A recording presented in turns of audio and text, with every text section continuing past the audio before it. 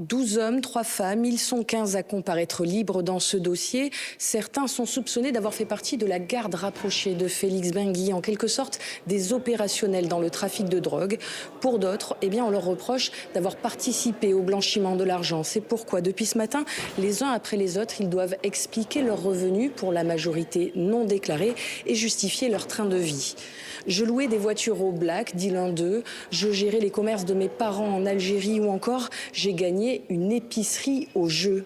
Décidément, beaucoup de gens font des économies grâce au jeu dans ce dossier, relève la présidente. Surprenant, mais pas exceptionnel, selon un avocat de la défense. C'est que pour gagner, il faut jouer, et que peut-être que lorsqu'on fréquente ou lorsqu'on navigue dans un certain milieu, on joue plus que dans d'autres. Donc, il y a des gains de jeu, c'est comme ça. Là encore, il y a des gains de jeu officiels, Française des Jeux et autres. Et puis, il y a ce qu'on appelle aussi des parties clandestines qui existent. On apporte cet élément.